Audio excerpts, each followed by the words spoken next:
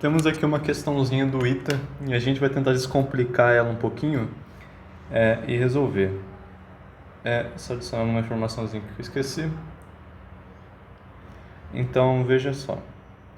A questão fala o seguinte, tem essas duas bolinhas aqui que tem a mesma massa e uma está rodando em cima de uma mesa e a outra está rodando embaixo dela, que ela passou aqui por um orifício dessa mesa aqui. Vamos ler aqui o enunciado para ter uma ideia do que está dizendo.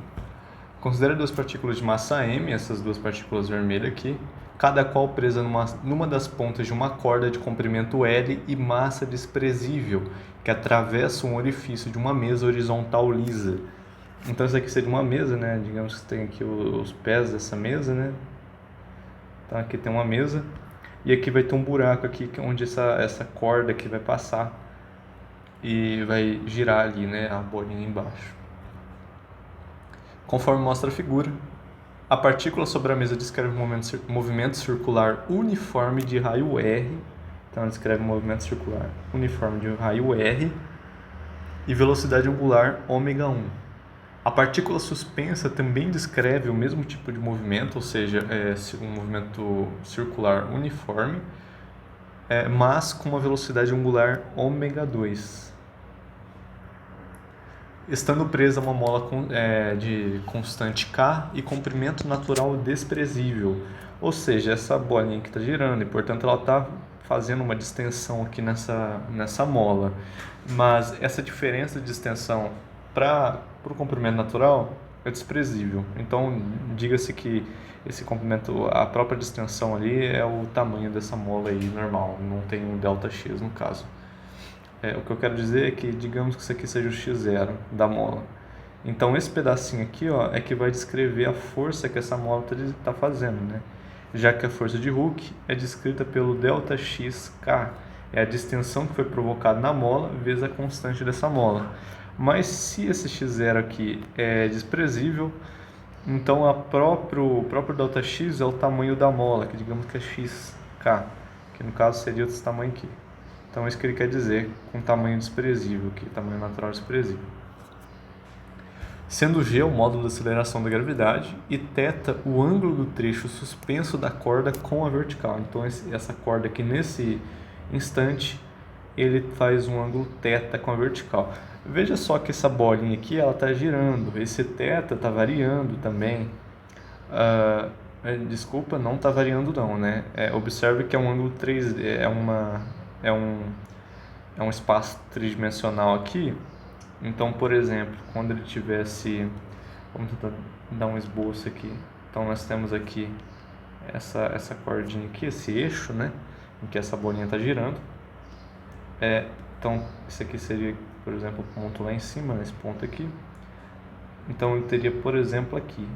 Aqui ainda seria um ângulo θ, pois ela está girando aqui num movimento uniforme, né? Essa mola aqui está sempre no mesmo comprimento, né? Já que é uniforme. Então esse ângulo aqui, essa bolinha nunca vai para lá nem para cá, né? Então esse ângulo aqui se mantém constante com a vertical. Certo? Então vamos lá. E ele quer a razão ômega ao quadrado, ômega 2 por ômega 1, essa razão ao quadrado, tá? Então vamos pensar aqui, vamos desmembrar esse problema aqui em dois. Vamos dar uma olhadinha, por exemplo, nessa parte aqui de cima da bolinha. Então a gente tem, por exemplo, uma visão superior dessa mesa.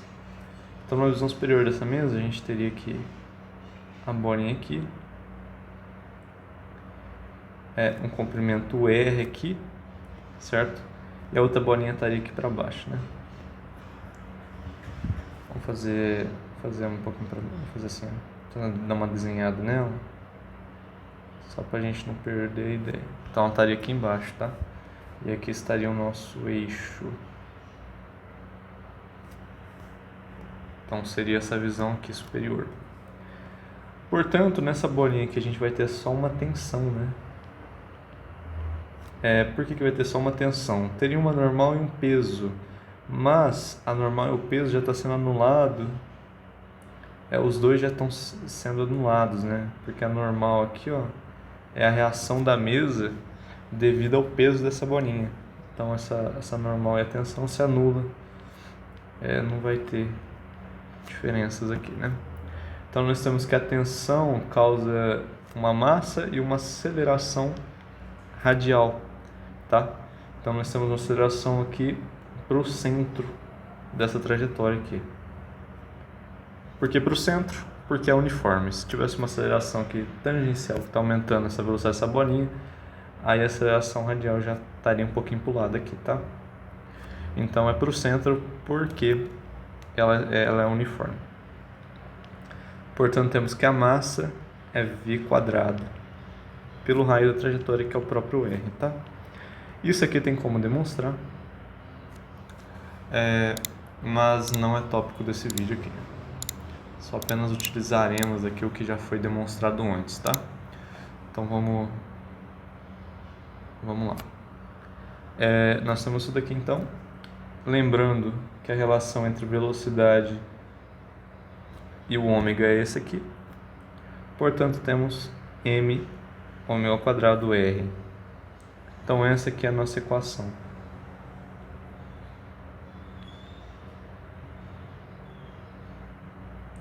Então aqui nós temos a nossa aceleração centrípeta, né? E ali nós temos a nossa massa. Perfeito. Vamos dar uma olhadinha agora nessa bolinha aqui embaixo. E aqui ficaria um pouquinho difícil de desenhar. Não vamos desenhar só isso aqui mesmo, porque ficaria difícil, né? Então nós teremos aqui esse eixo aqui. Aqui nós teremos um ângulo θ. Aqui a gente teria uma bolinha aqui, né? Uma mola aqui. Então vamos desenhar nossas forças. A gente tem uma tensão aqui e nós temos uma força de Hooke para aquele lado ali. Por quê? Devido a essa mola aqui. Essa mola está puxando a bolinha para o lado, tá? Então veja que a aceleração centrípeta não é apenas devido à tensão dessa corda, mas também é devido à mola que também está segurando essa bolinha ali para o centro. E também o interessante que se deve observar é que essas tensões aqui são iguais, tá? Pois foi dito aqui no texto que cada qual presa numa das pontas de uma corda. Então isso aqui é uma corda inteira sozinha, tá? E cada uma está presa numa ponta aqui. Então isso aqui é a mesma corda, tem a mesma tensão em cada canto ali, ok? Já que a massa dela é desprezível. Então, nós temos uma força de Hooke.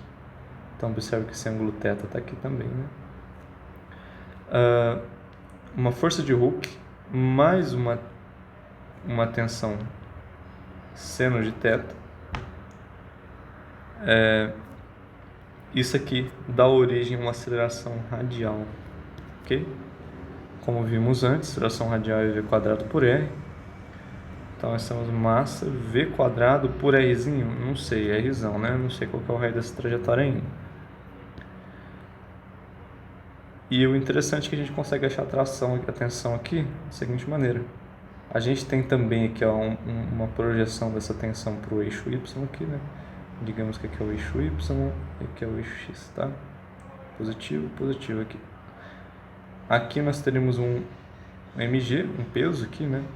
Então nós temos que a tensão tem que ser igual a mg. A tensão cosseno θ tem que ser igual a mg. Portanto, a tensão tem que ser mg por cosseno θ.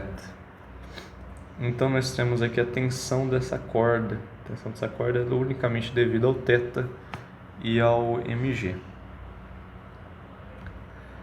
Observe que a tensão é máxima quando θ aqui tende a zero, né? Então fica um negócio aqui, uma tensão infinita, né?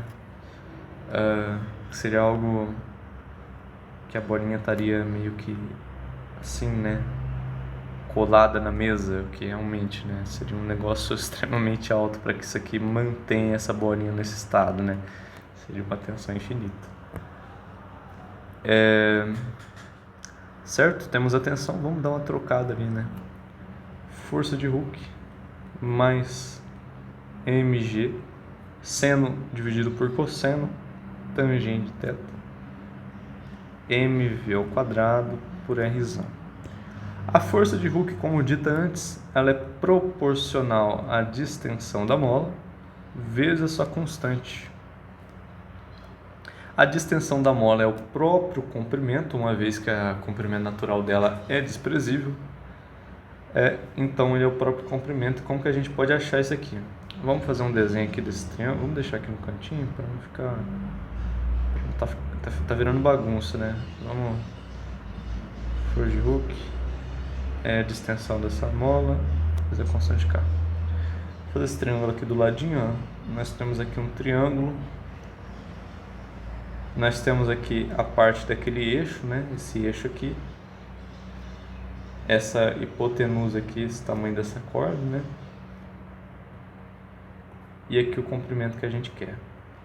O que a gente vai relacionar? Vai relacionar com essa hipotenusa aqui, tá? Por quê? Porque eu sei que vai dar certo, depois vocês vão ver. Na verdade, por que vai dar certo? Vamos explicar aqui, né? Observe que ele falou que essa corda tem comprimento L. Então, portanto, a gente tem que M mais R tem que ser L. Logo, M é L menos R, tá? Isso é simples porque eu escolhi a hipotenusa e não o eixo, né? Mais fácil achar isso aqui, né? Então, a hipotenusa aqui tem tamanho L menos R. Vamos trocar aqui já, né? Então, aqui é L menos R. Então, a gente relacionou com duas coisas conhecidas, né? E aqui seria o que a gente quer achar, que eu chamei de ΔX, né? Chamei de ΔX, vamos colocar ΔX aqui. Aqui está o nosso θ. O θ também é conhecido, tá? Então, o seno de θ, ele é ΔX, L menos R. Portanto, nosso ΔX é seno de θ, L menos R. Vamos trocar aqui então. Vamos lá. Nós temos seno de θ, L menos R, vezes a constante K, mais mg, tangente de θ, mv quadrado, vamos trocar aqui já, ômega ao quadrado R, tá? Mesma lógica daqui de cima, né? Ômega ao quadrado R. Portanto, vamos achar esse raio dessa trajetória aqui de baixo. Observe que o raio vai ser esse comprimento aqui, né? E não esse, tá? Por quê? Porque o que vai fazer... cadê o desenho? Tá ruim, né? Vamos desenhar aqui de novo. Então, o que vai dar aqui? O tamanho dessa trajetória não vai ser o tamanho disso daqui, mas esse tamanho aqui.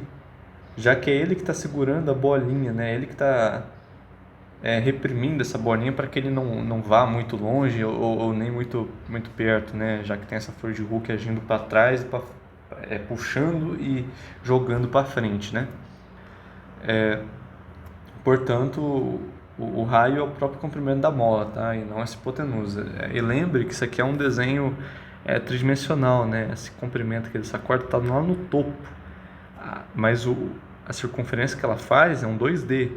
O que está no plano dessa circunferência, o que pertence a esse plano aqui dessa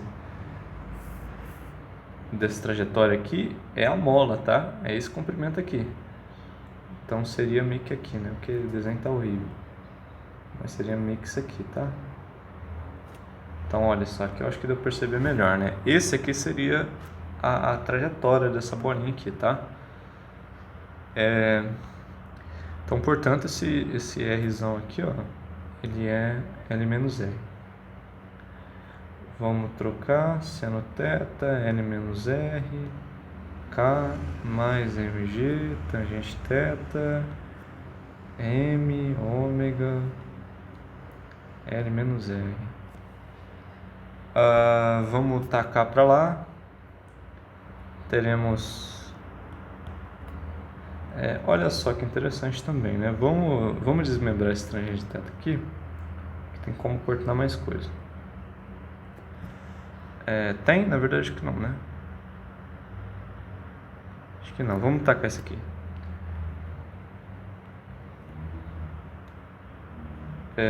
Teremos, então... desculpa, né? Tá errado isso aqui, não é L menos R. É seno de θ, L menos R. No caso, o comprimento da mola é o ΔX, tá? Perdão, eu confundi aqui as coisas. Aqui tem um seno de θ.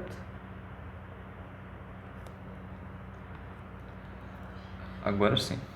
Agora fez sentido desmembrar isso aqui. Tacando o seno de θ para o outro lado, vai simplificar. Tacando L menos E para o outro lado, vai simplificar isso aqui. Portanto, vamos ter o quê? K. Vamos tacar o M aqui também. KM mais, isso aqui simplificou. Então, MG. Aí eu taquei o M aqui também, tá? Então vamos tacar aqui o M também. M foi G cosseno θ L menos R. Isso aqui é ômega 1, né? 2, 1 ou 2? 2. Ômega 2. Ômega 2 ao quadrado. Olha só, encontramos essa expressão aqui, ó, para a velocidade angular. Desse brinquedinho aqui, né?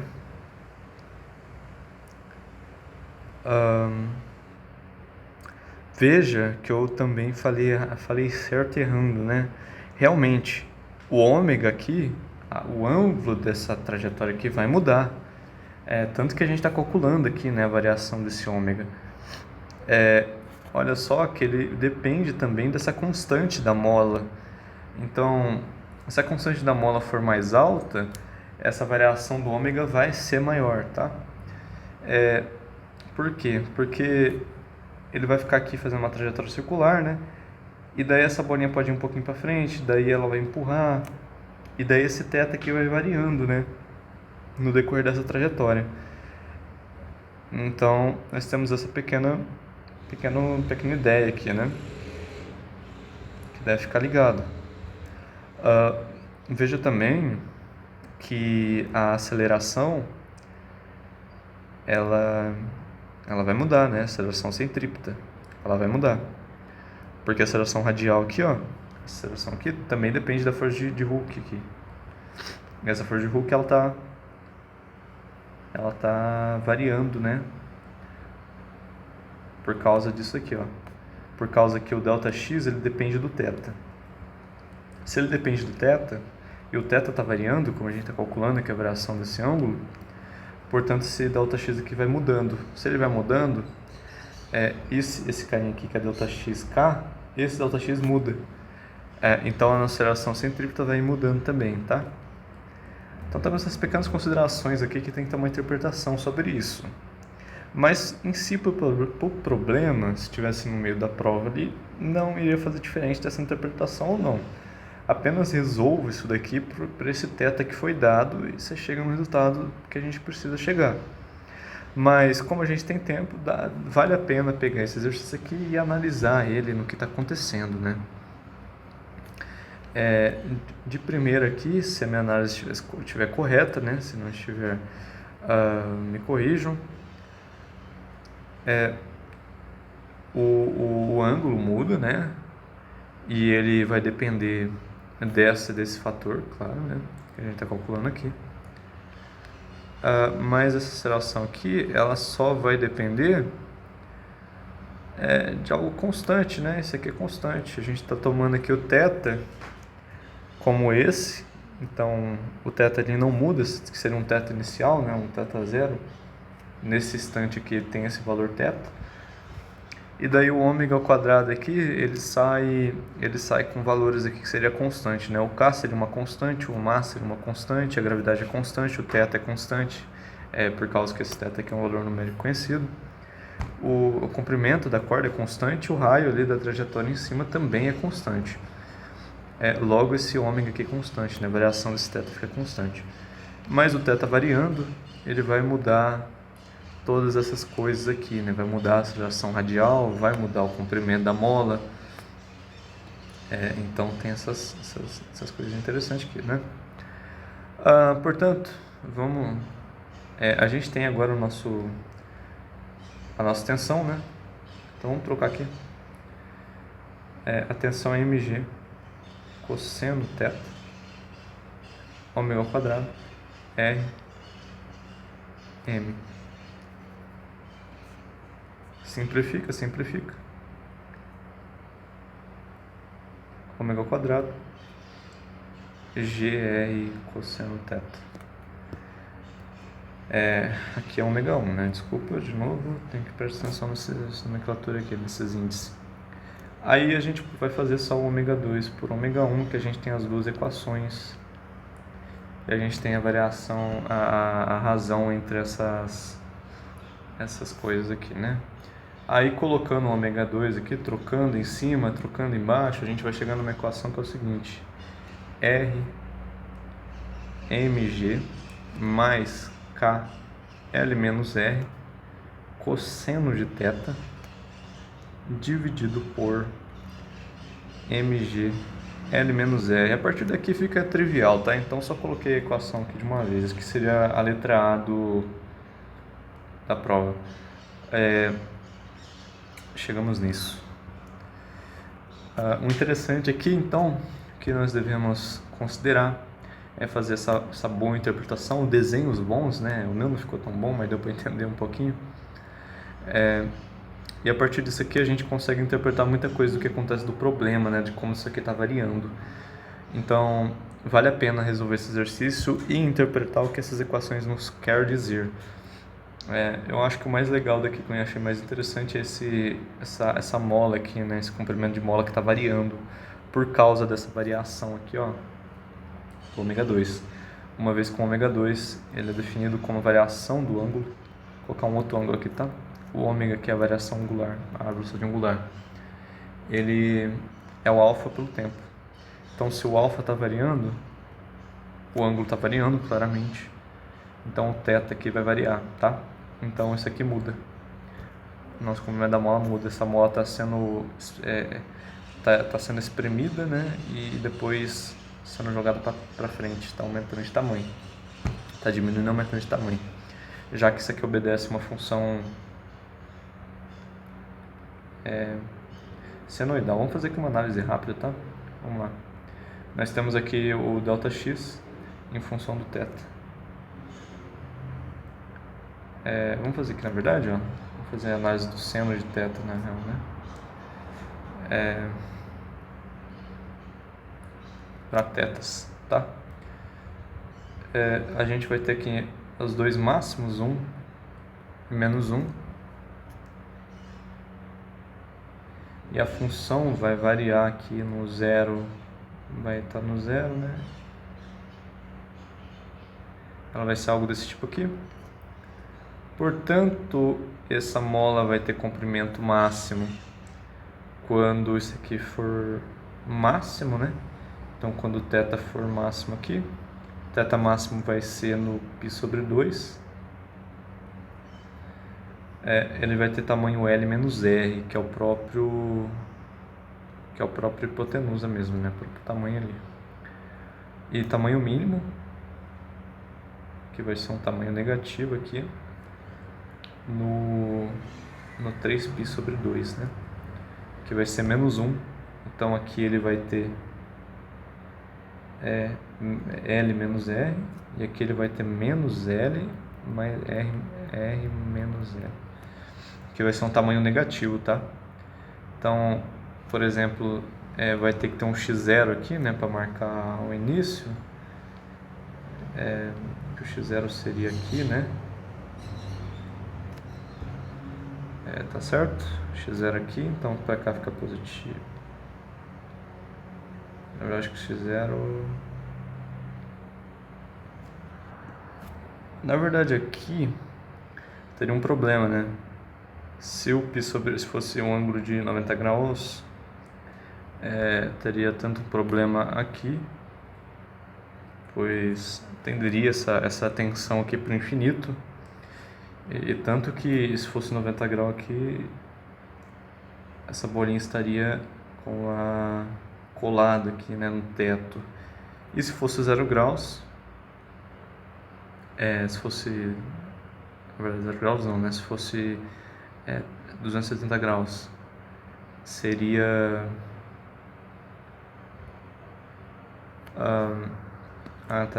estaria oposto aqui, né? Seria aqui, 290 graus aqui. Aqui seria 90, aqui daria mais uma volta aqui de 180, de mais 90. E aqui chegaria nos 270 graus. Então seria duas possibilidades para isso aqui ser minimizado ou maximizado, mas que não teria um sentido físico. Por várias implicações aqui, devido às próprias equações nos dizendo que não pode ser isso, né? Não dá certo. Então, bom, fazendo uma pequena análise aqui, a gente pode encontrar coisas melhores, né? Mas daria um pouquinho de trabalho, seria difícil, mas vale a pena.